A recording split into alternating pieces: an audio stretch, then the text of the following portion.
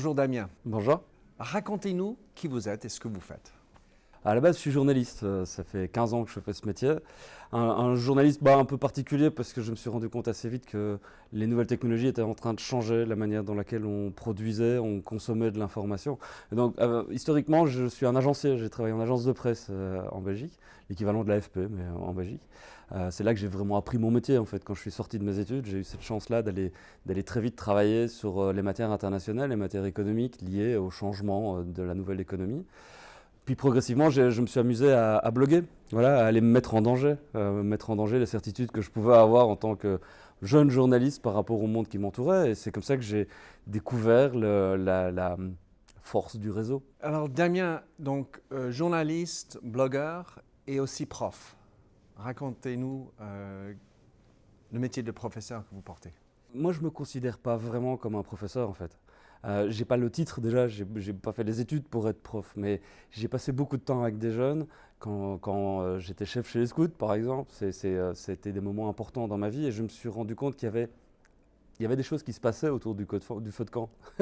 Et ça, c'est un truc qui est resté et que je me suis dit, bah voilà, il y a des écoles qui me font confiance, il y a des médias qui me font confiance pour former leurs journalistes. J'ai fait ça à l'RTBF pendant des années, essayer de former les journalistes à l'usage du numérique, des outils en fait.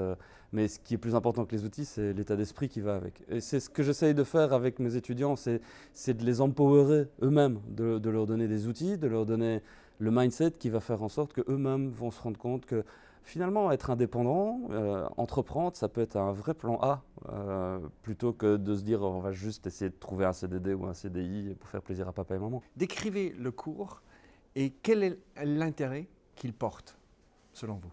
Je donne cours soit en ligne, complètement, soit je le donne en résidentiel, c'est-à-dire que j'emmène mes étudiants avec moi et on va se mettre au vert.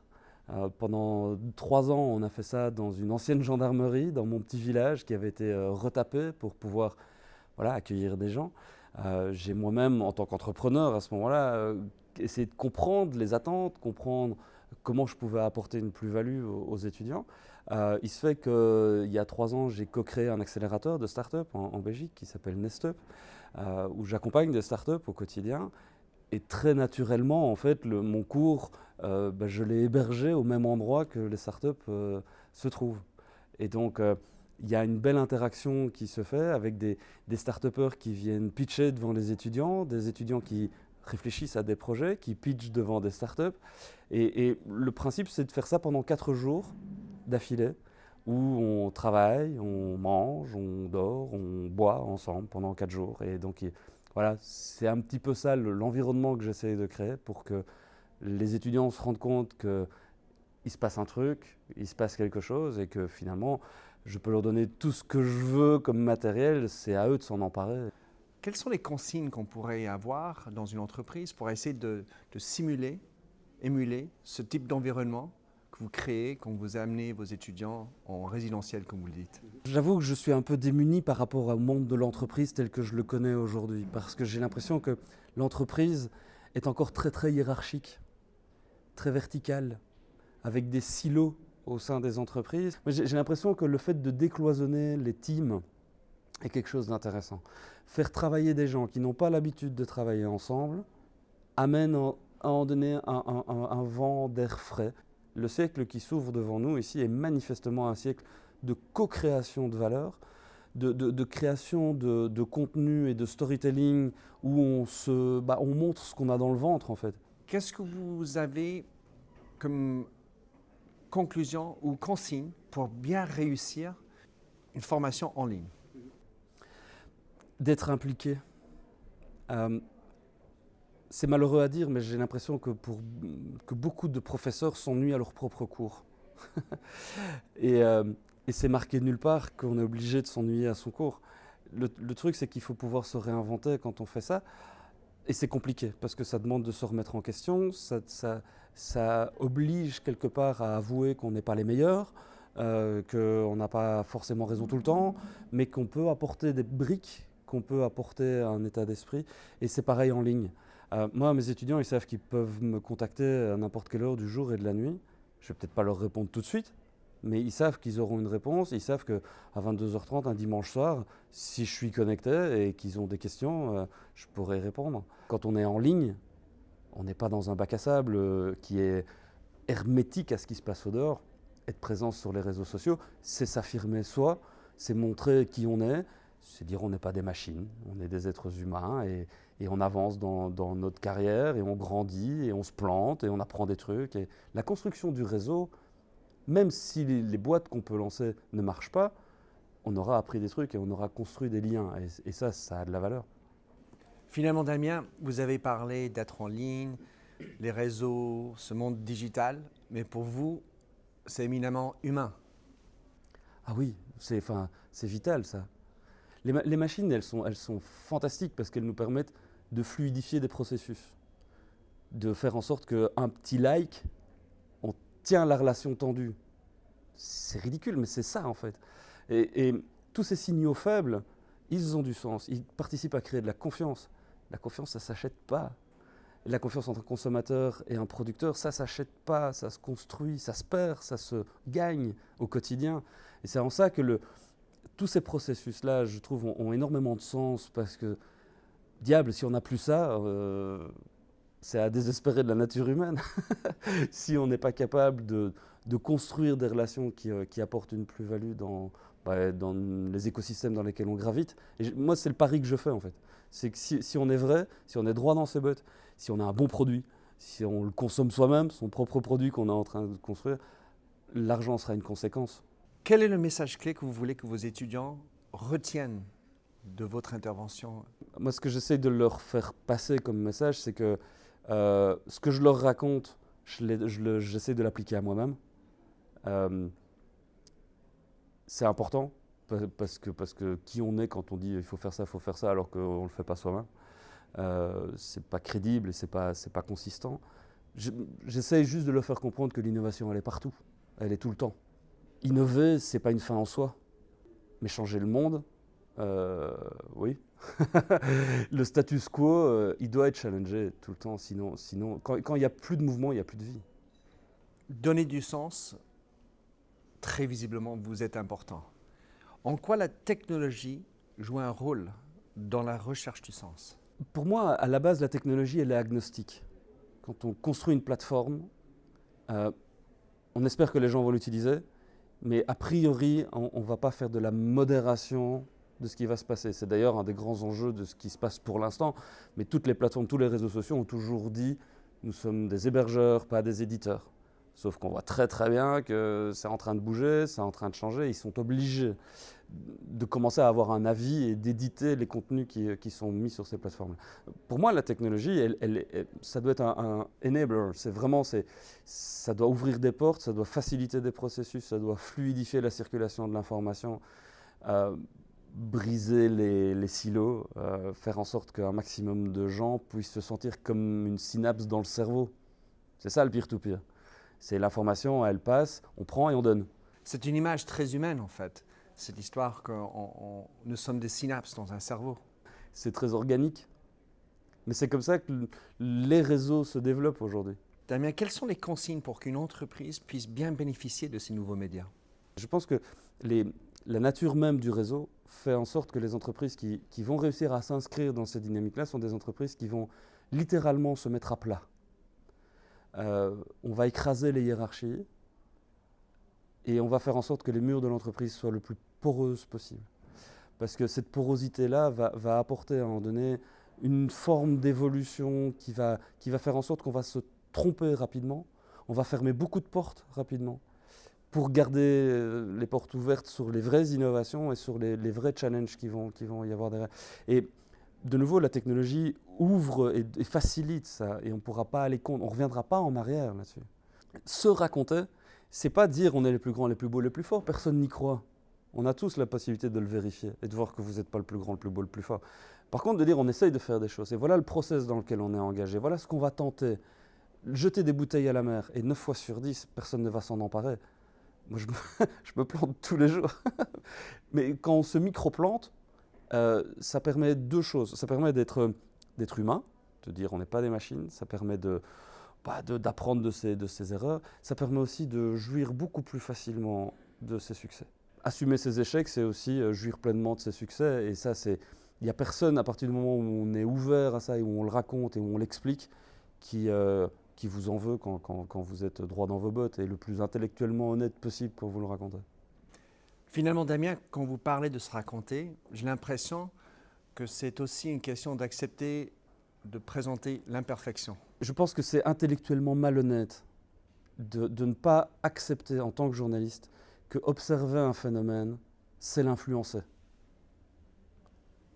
Et beaucoup de journalistes essayent encore de nous faire croire qu'ils ont une vision d'hélicoptère de ce qui se passe et qu'ils sont objectifs. Pour faire du commentaire, pour faire de l'analyse, il ne faut pas être journaliste. Voilà, tout le monde a le droit à la parole, la liberté d'expression.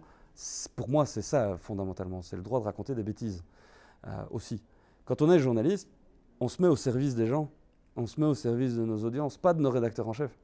Et donc, oui, c'est une forme d'acceptation et d'humilité de toutes nos imperfections qui vont faire qu'à un moment donné, grâce aux audiences, on va être meilleur. Et donc on va faire mieux notre métier, on va faire mieux notre boulot et on arrêtera de faire croire qu'on peut traiter toutes les informations du monde et de la Terre en experts, qu'on n'est pas. Les experts, ils sont en ligne, ils sont au café du commerce, ils sont ailleurs que dans les rédactions.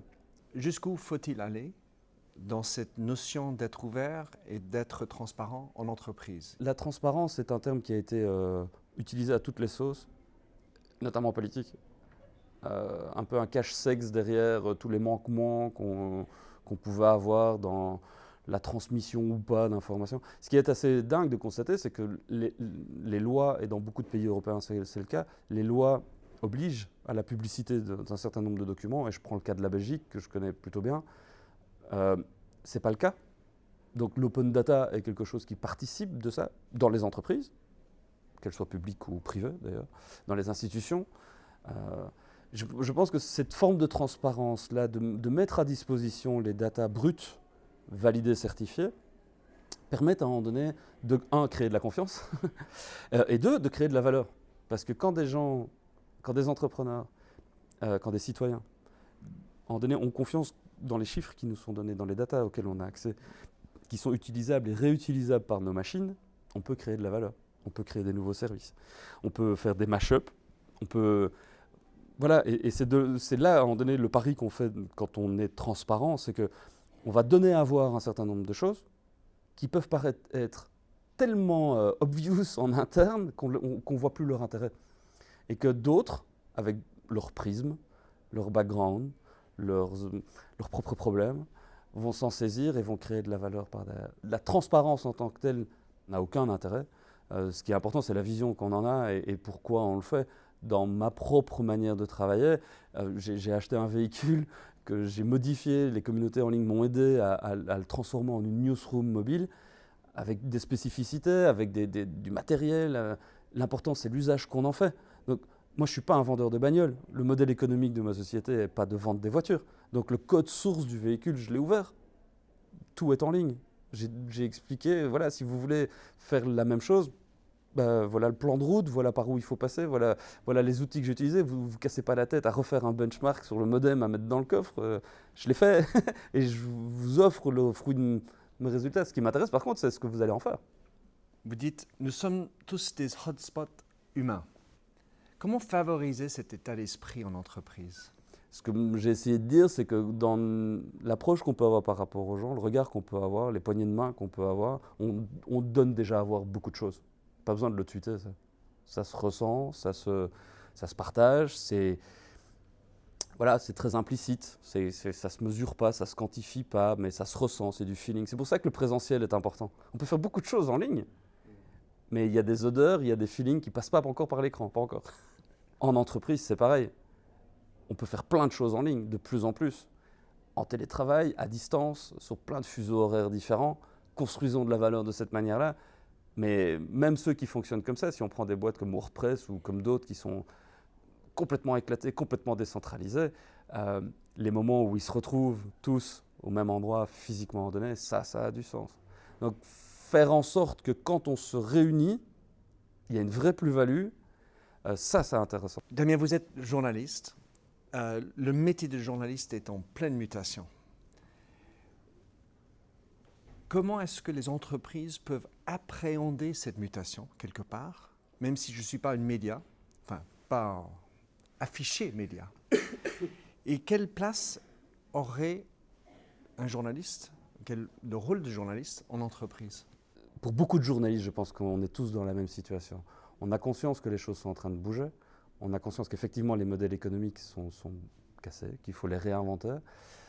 Mais on n'a pas envie de se mettre au service d'une marque. On n'a pas envie de vendre des carpettes, si je dois être très brutal en le disant. Et donc ça pose une question qui est viscérale, et je pense que c'est pour beaucoup d'employés la question va se poser, c'est qu'on ne peut plus travailler pour une entreprise dont on ne partage pas un certain nombre de valeurs. Il faut le sentir, c'est du gut feeling, c'est pourquoi est-ce que je vais aller m'engager auprès d'une boîte? Ce n'est pas parce qu'elle me rémunère, c'est parce que je partage des centres d'intérêt, des valeurs communes, que je crois dans les produits que la boîte construit, parce que les êtres humains qui composent la boîte sont des gens que j'apprécie. Après, on n'est pas à Bisounours-Land. Et donc il y a des contingences, il y a des contraintes, il y a des processus, il y a des objectifs de rentabilité. On ne va pas réinventer le monde en 2 coups de cuillère à peau.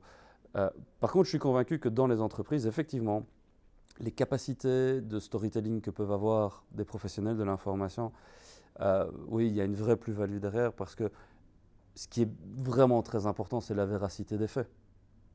Si on est béton sur les faits, si factuellement on est correct, l'interprétation, l'analyse, le commentaire, tout le monde y a droit. C'est ça qui est intéressant quand on voit des grandes entreprises engager des journalistes. Je pense que ceux qui le font ont conscience qu'on ne peut pas ouvrir cette porte-là sans justement faire preuve d'un minimum de transparence par rapport à ses propres chiffres. Mais c'est évident que ça a un vrai intérêt de contrôler la chaîne de production de valeur et de soi-même se raconter, de soi-même donner à voir un certain nombre de choses. C'est une évolution assez logique finalement, parce que les entreprises, beaucoup d'entreprises ont les moyens maintenant de savoir exactement à qui ils s'adressent.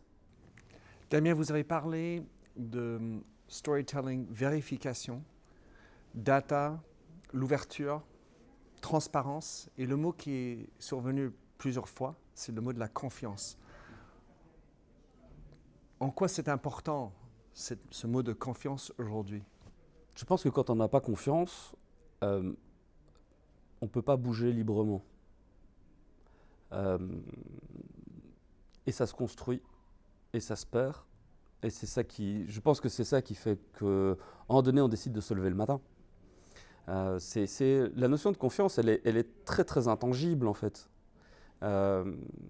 Mais ça passe par plein de petites choses. Et de nouveau, les technos permettent à distance, sans même jamais s'être rencontrés physiquement, de commencer à créer de la confiance, de commencer à créer du lien. J'adore voir la visualisation qu'on peut avoir quand on suit un tag sur Twitter. C'est magnifique de voir qu'à l'échelle de la planète, des gens parlent tous de la même chose, ou en tout cas beaucoup de gens parlent de même chose au même moment et se connectent les uns aux autres. Est-ce qu'ils créent de la confiance? J'en sais rien. Mais on rend possible des échanges, des conversations, de la création de valeur, créer de la confiance en ligne et sur le terrain, physiquement, ça s'additionne et c'est même plus que de l'addition, je dirais, c'est même exponentiel.